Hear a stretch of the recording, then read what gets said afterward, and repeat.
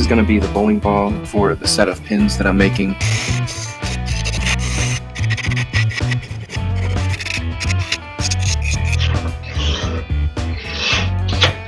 Ooh, there was a big split in the wood. It goes clear across. It's real punky in there. I'm going to cut that off.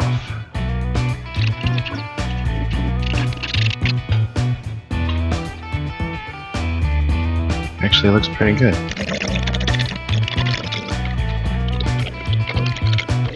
Give it the roll test. It looks round.